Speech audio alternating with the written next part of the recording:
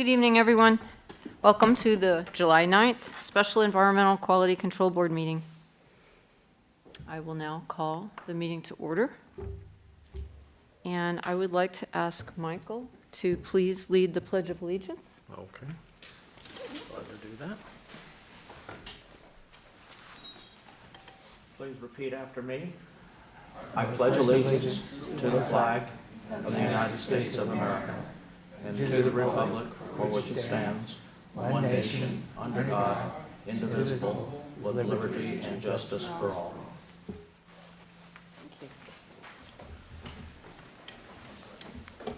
Planning Manager Temple, would you please call the roll? Yes. Board Member Villanueva, not present. Board Member Depew. Here. Chair Perel. Here. Board Member Sue. Here. Board Member Horning. Here. Thank you. At this time, members of the public may address the Environmental Quality Control Board regarding any items within the subject matter jurisdiction of the board. Pursuant to the Brown Act, the board cannot discuss or take action on any items not on the agenda, unless authorized by law. Those members of the public wishing to speak are asked to come forward to the microphone, state their name for the record. All speakers will be limited to a period of 5 minutes. Looks like no speakers. Planning Manager Temple, did we receive any written comments on tonight's meeting? Over here this time.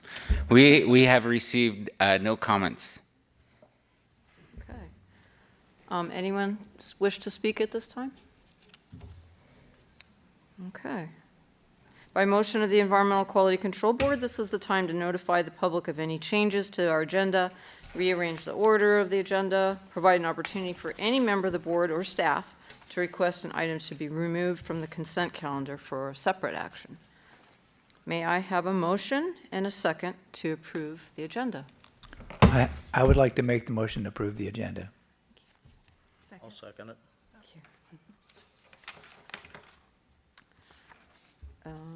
Do we Vote have by to roll vote? call. Planning Manager Temple, will you please call the roll? Board Member Depew. Here. Chair Perel. Yes. Board Member Sue. Yes. Board Member Horning. Yes. Passes 4-0.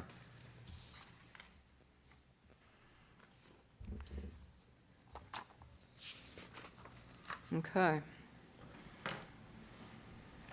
And item A is the approval of the June 5th Environmental Quality Control Board minutes. May I have a motion and a second to approve our minutes?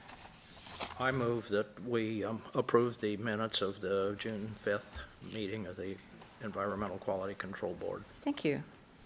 Do I have a second? I'll get second. Thank you. Planning Manager Temple, would you please call the roll?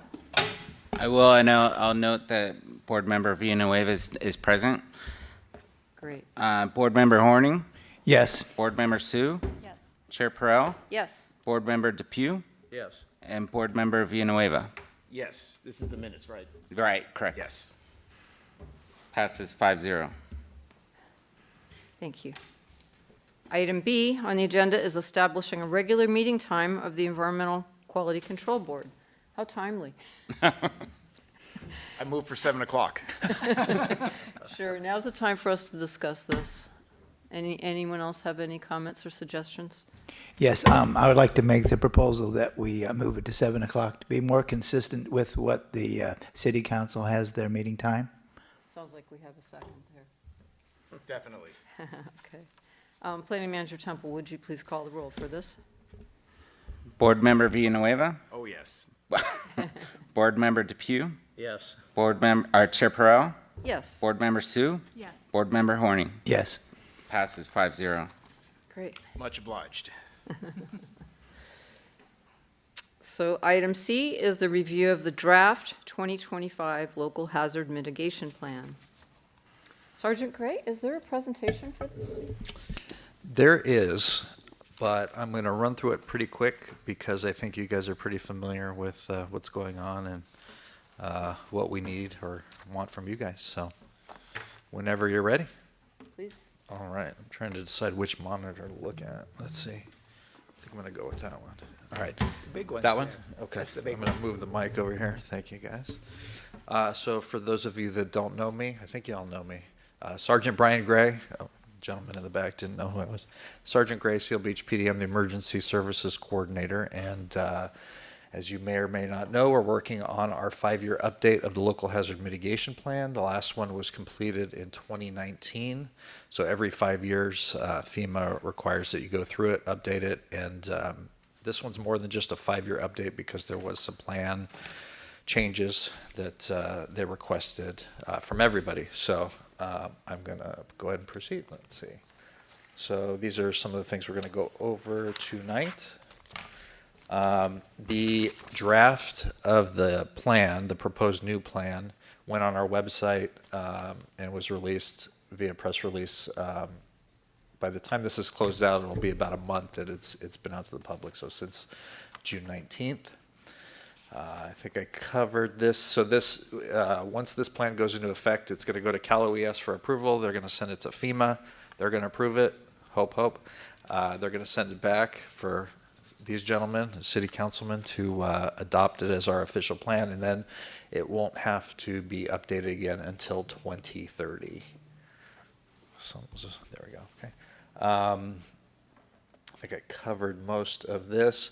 So why are we doing this? I think it's a good idea, but I think the big reason is it allows us to put in for grants that we can't if we don't have the plan. This shows some of those opportunities. The BRIC grant, since this process started, has been closed out by the current administration, but there's some other opportunities, so we're going to go ahead and stay in FEMA's good graces. You guys know a little bit about this. I believe the last time we came to this board, we talked about hazard profiles and vulnerability assessments. So then in our focus groups and our stakeholder meetings, we worked on mitigation strategies. This was the result of one of our stakeholder meetings, what everybody was concerned about. It was a cool little app where you could interact with your phone. I'm not sure if we did it in this meeting. I think we might have, but as you can see, it makes sense. Earthquakes, floods, funding, communication, fire, and then a bunch of other stuff. But it actually does make sense if you look at it. We separated, we prioritized these incidents, catastrophic incidents, into high, medium, and low. The ones that you see highlighted in yellow were new this go round. Power outage and utility failure, pandemic, terrorism, cyber attacks, civil unrest and civil disturbance, which makes sense if you've been awake the last 5 years. And nothing was prioritized as low. So again, it kind of makes sense. This was feedback from the first stakeholder meeting. Basically, we asked what characteristics make our community or parts of our community more vulnerable. Number one was disability status, and number two was age, whether young or old. And again, if you live or work in the city of Seal Beach, it actually, a lot of it makes sense and is intuitive. These were some of the meetings we had up until this PowerPoint was created. During the community outreach that FEMA requires us to do, 33 internal and external stakeholders. We held 7 stakeholder meetings, 4 community outreach meetings, and 14-day public comment period, which is actually going to be a little bit longer than 14 days, almost a month, because we did want to hold off on submitting this to the state until we got a chance to speak with this board. These were the in-person outreach meetings. As you can see, the last one was the Classic Car Show. The contractor had a pop-up and interacted with the community. I've been told I have a face for radio, so I'm going to buzz through that photo. This was a public survey we put on the city website very early on, and open to anybody who clicked on it, but geared obviously to people that work or live in the city. And when you look at our population, I remember speaking with the contractor, and we finally breached that 100 number, and I was like, oh, she said this was terrific. She said over 100 was more than they see at other cities with quadruple our population. And we ended up with 226. They had never seen it that high, so I felt like I was doing something right. No, I'm just kidding. It has nothing to do with me. We just have, I think, an engaged community, so that was something, some positive feedback. Again, this was a gauge of level of concern for each incident. Red is extremely concerning, so you see like hazardous materials release is high in the red zone, flooding, again, things that we kind of intuitively know. These were some of the results from the survey that we put out.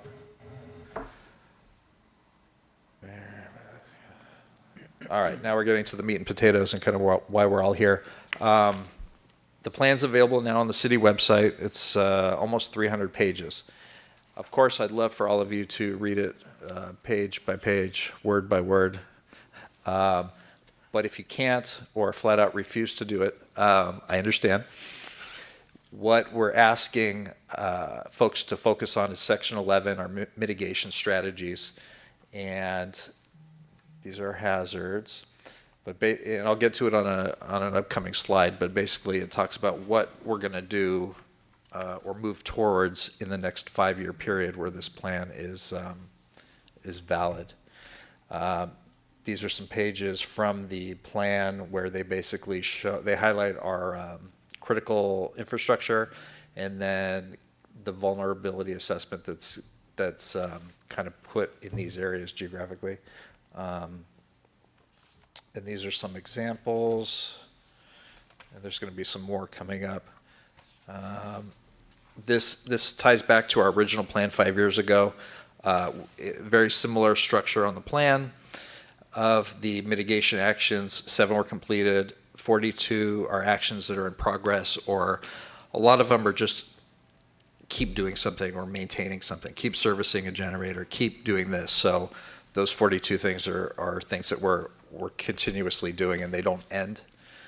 So that's a brief summary. And then in addition, you can look at that 14 number. That's basically new things that were put on that weren't on the previous plan. So this describes the mitigation strategy section, and then this is what it looks like. It gives a timeline for each hazard, gives the priority in that far right column, and then it kind of lists them out, talks about funding source and how we're going to actually do it. Would love to have any feedback. You can give it to me tonight. The recording of this message is going to be sent to us and our contractor in case if you want to verbally discuss it tonight, but you can also email it to us, myself and the contractor. If it's a question, hopefully maybe something I can answer. I can give you an answer now. Otherwise, we look forward to hearing from you guys. Thank you. Thank you. Now's the time for the board to conduct our discussion. Who would like to begin? Yeah, I'll start. I do have a question, and this is specific to Leisure World, and I know that we have our own plan. I've not actually seen it. I intend to at this point, but I'm just wondering, has that been coordinated in the sense that do we have to have a plan that mimics this particular thing, or are we free to do whatever we want in terms of identifying hazards and what to do, that sort of thing? So just as to what your conversations have been with the Leisure World people, like I guess Eloy Gomez? Eloy, I speak to him pretty regularly. To answer your question, I'd say, great question. I would say, so you guys are included in the city's emergency operation plan, EOP. Different parts of the city are broken up, and Leisure World is in there. I would say, in addition, you guys kind of have some extra things like the boots on the ground and some other programs that residents have taken upon themselves to kind of added value to being a Leisure World resident. Yeah, mutual specific, yeah. Yes. Because there's like 16, 17 mutuals. Yeah. And so each one's got their own responsibilities and plan, and they're Yes. separate organizations. Yes, and I would say specific to the local hazard mitigation plan, one of our biggest meetings, outreach meetings, was at Leisure World, and how do I say this? Vociferous. Their voice was loudly expressed, and a lot of that I did see come out on the back end in the draft plan, as far as hazardous materials release and all sorts of things. So I would say it's Leisure World's well incorporated into it. A local hazard mitigation plan isn't something I think Leisure World could go after and do on their own. So I would say they're largely encompassed into this. I guess in particular, has there been any written correspondence between y'all and Leisure World, the GRF organization? A written, As for like you've got everything under control, or identifying weaknesses or vulnerabilities? yeah, I would say yes, and some gains have been made with some other, like AES and some other entities that are nearby and of concern with Leisure World. And a lot of feedback was brought in from Leisure World, not necessarily for this final draft, but during the outreach meetings that we had up there, a lot of material was submitted and concerns were addressed and were added to the mitigation strategies. So I think that was a long way of saying yes. Thank you. Yes, sir. I have a question. The seven mitigation actions that have been completed, are they in Table 5.3? I was looking at 5.3, and there's some 2020 dates, 2021 dates, and things like that, but I can't determine whether or not the action was actually completed. That, I may have to get back to you on that because I have an Excel spreadsheet that's documented those over the last 5 years. I'll take a look and get back to you on that one. Okay. But just based on memory, a lot of those were like do more training and working with the Navy base more on in a couple of areas. I don't know if that was Yeah, on I the think a table. lot of that was listed as ongoing, but Right. as an example, update the Seal Beach Emergency Operations Plan to identify backup. It's listed as being done in 2020, or scheduled to be done in 2021, as I assume that's what the time frame is the scheduling. Let me see. Let me get back to you on that to see if that's going to be put in. I'm sure it is in the final version of the plan. That's a great question. Yeah, because some of them are listed as high priority, so I would expect that they would have been completed if the Right. date has passed. As by. opposed to just dropping off Yeah. and hoping they were done. Yes, I'll get exactly. back to you. Okay. Thank Can you. I build on your comment? Because I had a very similar one. Certainly. It'd be great if there was a report card online that's more specific than that table. So it says, date, who's assigned, when is it supposed to be done, and when did it get done? Let me find out in what form that's going to, because like I said, I have the Excel that it actually has every department head and what we've done, and it's updated quarterly. Yeah. But great question. I'm not sure exactly what that's going to look like on the final Well, it'd be plan. neat to put that in the plan, so Sure. there's accountability in the plan. Of course. I will let you know. I just had to interrupt a little bit, I'm sorry. No, that's okay. That just Great emphasizes my questions. point. Who else? Yeah, so I noticed, and this was something when I had tried to take the survey myself, amongst the categories where I could rate if I was, extremely not concerned, what I didn't see there was sea level rise. And it was brought to my attention, also by a neighbor who I encouraged to fill out the survey. So, I'm on the Old Town side, right up against the water, so I would be probably one of those sea level rise people that's impacted.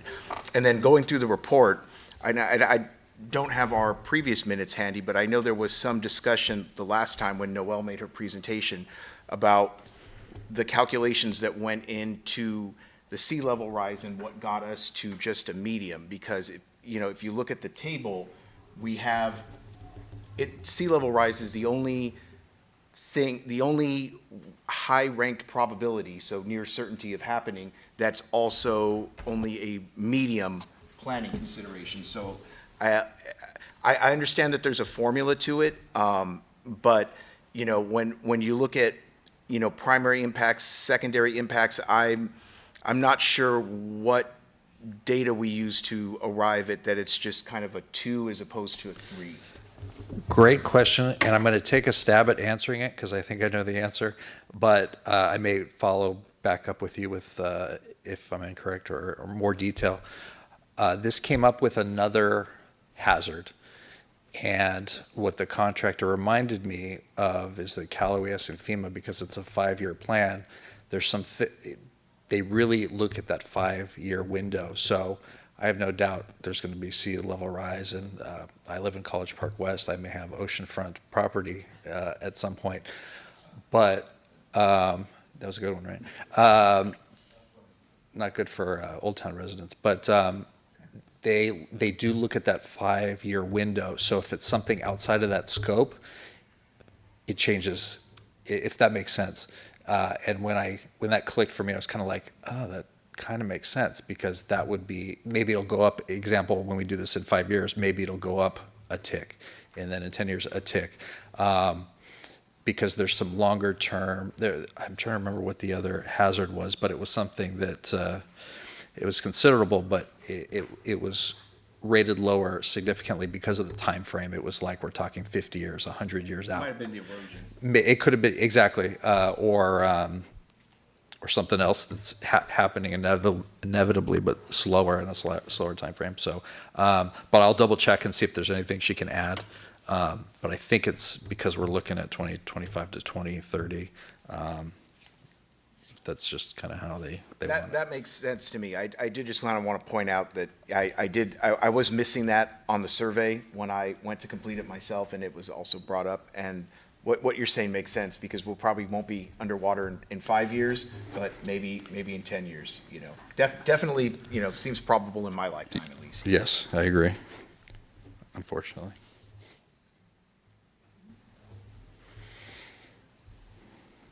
And just, this is more of a cosmetic thing, but I did notice on some of the tables that were independent of any other text, the orientation and the way that the document was presented, at least in our agenda packet, it made it very difficult to read. So I think anybody trying to follow along that doesn't maybe have my young eyes might have some difficulty reading some of the tables. Good to know. I don't want it to be just useful, but I want it to look pretty too. So thank you. No, I do appreciate that.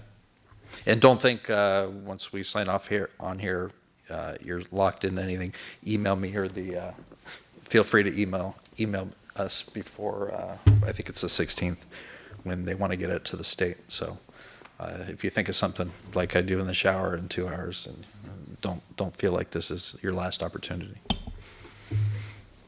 One kind of procedural question. So this is going to be up before the next city council meeting?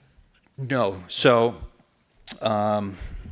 this is, the next step is literally the contractor's going to give it to city staff, myself, Public Works, or Community Development, and say thumbs up. Did we incorporate all the changes and stuff? Then they're going to send it to the state. They're going to take I might have glossed past that, but we're going to send it to Cal OES. They get kind of first right of refusal. They'll either send it back with changes, or they'll say thumbs up, and then it goes to FEMA, and then the same thing, they'll say thumbs up. It doesn't come to our council until the very end, once all the other entities approve it, and then it'll come before council, and there'll be a presentation, and hopefully they like it. Okay, thanks. But you did say you would accept any comments? Yes. To make a potential change Hun- as long as they're in by what, close of business on the 16th 16th. of July? Correct. Yeah. Okay, great. And we've gotten, because it is on the website, we've gotten correspondence with folks, and some of it has actually made a change. I do believe all of it, good, bad, indifferent, is attached in an appendix. But the process is working, because we're getting feedback and actually making changes due to some of this, so. Board Member Sue, any questions or comments? I don't, not at this time. Well, no surprise, but I have a few comments. Okay, please. Actually, I have several, and I'm just gonna, I'm gonna email you the really minor ones, and there's some that I think might trigger discussion or agreement or disagreement here, so I'll try and just hit those tonight. First of all, I just want to say, the community outreach was really great. You guys, I think you couldn't have done a better job with it. Thank you. Really clever, the car show, and it's just really good job. And I think it's, that outreach is not just getting people to contribute, but raising their awareness and getting people to think and maybe prioritize, budgets for future years, and it just influences how we run the whole city. So I think that was really well done. Another general comment, and since flooding was a really high priority item, I think we could have made better use of the recent flood data. I know you used, some maybe the FEMA database or other to account for recent floods. And there's a lot of other floods that have happened in recent years that weren't included in that, especially in College Park East and especially in my area, Bridgeport, and some of Old Town too. We've just had a lot of flooding, streets, people's driveways, garages, and even into homes. So I think that we really should make use of the real data that we have, not some flood prediction, that FEMA map, but we have real data that shows flooding's a problem, and it's not getting better. And I think you should, I'll send you a little email with some other information, and I think that might help make it the flooding, addressing flooding, maybe a little bit higher priority than it got, because some of the flood-related mitigations I thought were medium when they should have been really high. So I'll send you more information on that. But Sounds good. I know College Park East has, flooding's a big concern for you, and I just don't see how that can be a medium priority for mitigation, as well as my own Bridgeport area. Okay. And then I do have a question for you. So if things are rated low or medium high priority as a mitigation, how does that relate to if they're going to ever get done or not? I can tell you that if it's low or if it's not even listed, it has no effect on grant funding. So I remember this was a concern the first round. We have to list everything. We have to, everything you can think of, just throw the book at it. And they assured us it's not like FEMA wants to do a gotcha, like this wasn't in your plan. So hopefully that makes you feel a little bit better. But then as far as us, it's just a categorization.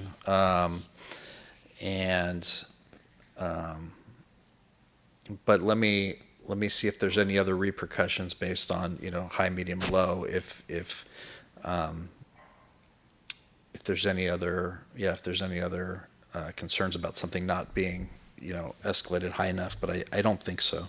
Yeah, I just noticed that if they're rated low priority and they're not being funded by a grant, it comes out of city general fund, it's probably never going to get done or addressed. It might be a good idea, but we're not going to be able to do it. So it might be helpful to address what things are likely to get done or not, and add the report card, scheduled to be done by this date, or Right. not budgeted yet, but we're going to ask for it next year, or whatever, so people have an idea when they read this, whether it's just a bunch of hooey, or is this really a plan, or, is this real stuff that we're going to try and work on? That's- Totally understand. Okay. And I thought on that, maybe we could prioritize freebies, maybe pick the low-hanging fruit. Like, there's a couple things that we could do that would probably be free.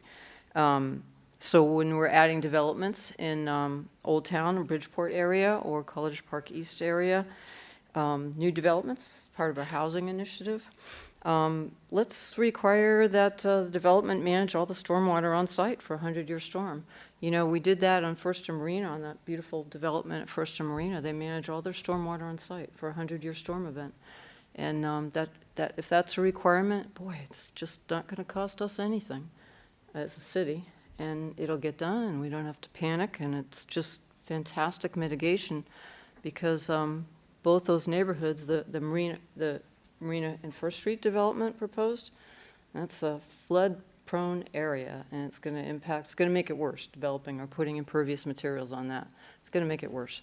And same with some of the North Seal Beach development plans. So, and I like the permeable surfaces. That doesn't cost us anything. Instead of a concrete parking lot, you can put in a concrete and grass parking lot, little concrete squares, and you collect, instead of running off stormwater, absorbs and infiltrates. That's freebie. Maybe we could consider updating the general plan and the zoning code to make those, higher priority or requirements for development.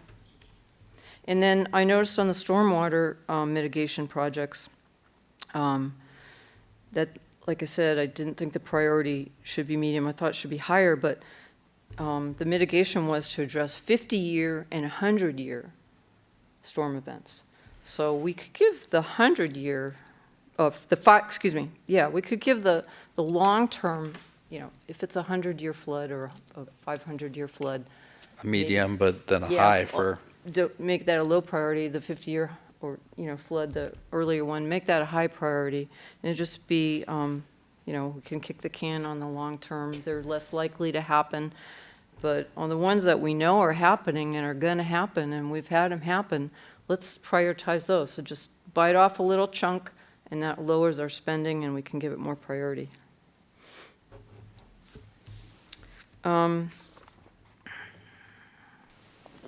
I did note one other thing. Early in the report, you talked about changes in vulnerability since we did the last plan, and you might want to add AES, because that has changed since the last plan, their battery facility. And just in general, I just thought the geo and the geotechnical issues, I mean, maybe Michael Baker doesn't have a geologist on staff, but I thought they were a little flabby. And I just really highly recommend to go to the California Geological Survey. They're the geologists in the state. There's a lot of smart geologists there. They have a fantastic website. They show all the maps of Seal Beach, what's going to liquefy, where the flood zones are. The maps I noticed in the report, they show these minor faults that are not active, and it's probably just going to freak people out to see all these, thrust faults offshore and everything. The real big fault is the Newport Englewood fault, and that's really what's going to cause the disaster here. And it does cut right across some of our neighborhoods, and it. I thought that was on, let me see. It shows it, but it's just a terrible map. It may just be like we were talking about the formatting but I'll definitely mention I'll it. send you the link to this other. It's just so clear and it's so helpful, and it lets everybody see what's going on. It's too far. But we do have liquefaction zones, and we are in fault tear zones, and it's someday it'll be a problem. Are you talking about this one where, this one, There's one's that not- one, there's more. There's actually the one that showed all the little okay. thrust faults just parallel to the coast. Anyway, I'll see, they're maybe all we can clean it terrible. up. You got so much data in There's such a too small much space, data, and the little circles cover up a Yeah. lot of the relevant data. And I'll send you this link, the state geologist's office. They're really Please. got cool stuff. Very helpful, I think. Okay. And then just a couple more specific things. So on the storage of hazardous materials, I just want to, and most of this relates to the AES, and we had a tour. Thank you, Mr. Steele, for that, Councilmember Steele, for leading that effort, and it was good. It was very educational. It made us all feel better about AES facility in terms of its hazards. But I noticed that you might want to consider including the CUPA, the Long Beach Environmental Health, actually not the California Energy Commission, is in charge of regulating them in terms of hazards. And so it's been a long time since I worked with environmental health at Long Beach, but you might want to coordinate with them, because they're the ones that get the hazardous materials business plan, and they're the ones that do the inspections to make sure where the hazardous materials stored. Are they stored properly? Is there a plan? Are we coordinating with the emergency response people? They're the ones that kind of run that show, and so we should include them, and I hope the city will meet with them. In addition to the battery storage and natural gas, which you mentioned, they also store ammonia on site, which is very explosive and dangerous if there was a fire. And in addition to, there just being a fire at that facility, a flood would probably cause an explosion. So we might want to include them in when we think about storm and flooding. What was the acronym?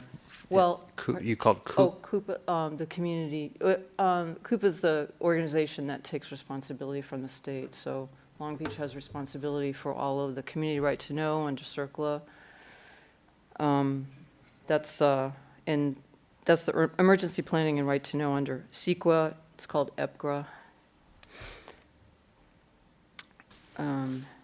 So that ammonia storage, we might want to think about it. I know it's not our city, but if there were explosions, it impacts us, and in liquid waste coming down our waterways and everything. So we might want to just look at fire, flood, explosion, and just coordinate with those guys a little more.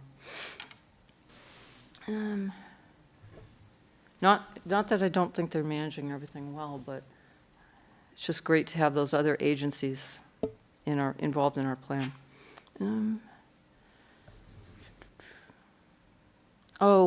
And then we did have a master plan of drainage, and I know that got like a low priority to update that. I think it was last created in 2004, but we've had several floods since 2004. So 2010, 2017, 2024, we've had some flooding. So it might, be great to take that knowledge and update our plan. It got a low priority. I don't know. Maybe it's just expensive to do that, but I wish it would get higher, because once we understand drainage better and flooding better, we can mitigate it better, I hope. And finally, just one other thing. People are tired of hearing me talk about Gum Grove Park. But just one final thing on Gum Grove Park. So there's three parts to earthquake hazards. There's the shaking, there's the liquefaction, and there's the landslide. Three parts. So Gum Grove, we have liquefaction, we have shaking, and landslide. High risk of landslide from that location. So it might be worthwhile to have a geologist or do a geotechnical evaluation about slope stability and the risk of subsidence in Los Cerritos wetlands and erosion and landslide, all related to erosion and related to seismicity, because I just think that's a really high vulnerability place for us.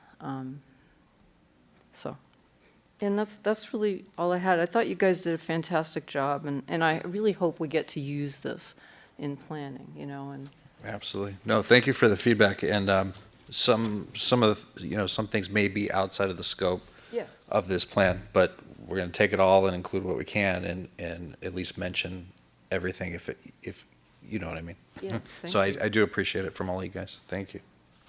Great. Do we have any other comments from you all? I just had a quick question. Shoot.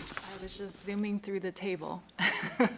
And there was the action, I think it's 2.5, about coordinating with City of LaSalle on ongoing issues regarding stormwater management. I was curious to understand what that means. How is the coordination done, and what exactly is done? My default, because I work at the police department, I thought coordination with LoSal, I was like, I talk to my counterpart up there, Robert Acosta, all the time, but with respect to water management, that is something I probably have to follow up with our Public Works and Water Department, as far as what they're doing today. Is that what you're talking about? Yeah, I mean, it says it's ongoing, so I was just curious, like, what kind of progress is being made, or, because it specifically actually does talk about College Park East as one of the areas that has an issue. And so, I'm sure it's mostly about the areas that border LaSalle, right? Right, and the ongoing Yeah. issues. Yeah. I can't speak to that, but let me find out and see if I can get a better answer. Okay. Because the new developments and all that kind of stuff. but I'll get back to you on that one. Okay, thank you.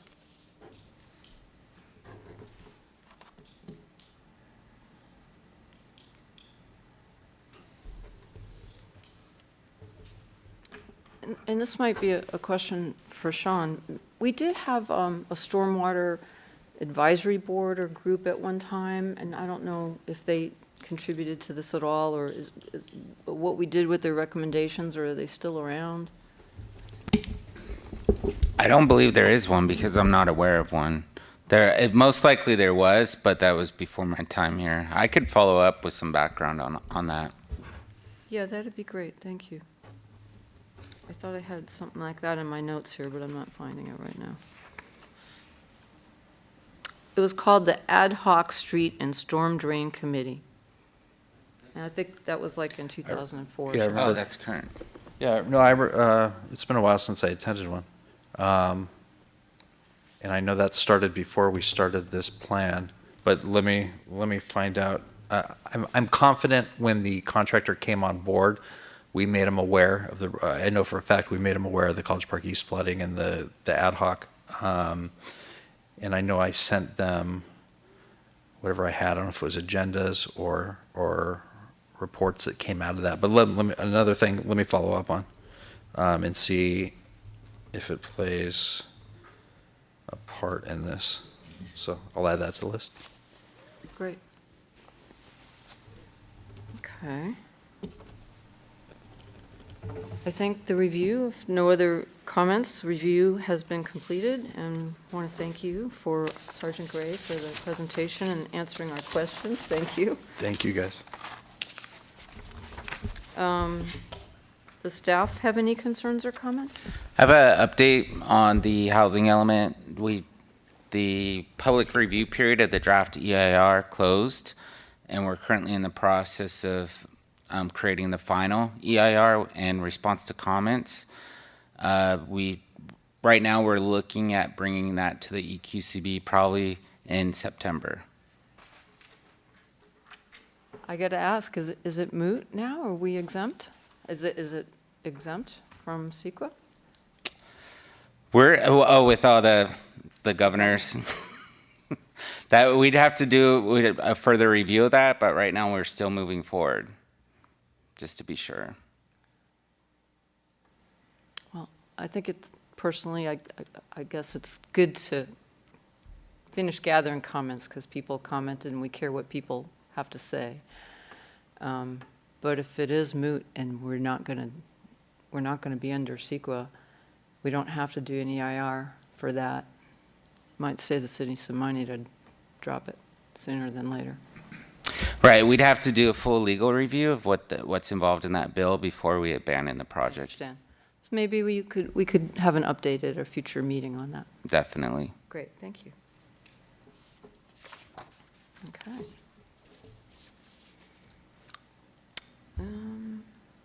Any other concerns or questions? Goodness, I think we are ready to adjourn. Okay, I will now adjourn this meeting of the Environmental Quality Control Board. Thank you. Thank you all.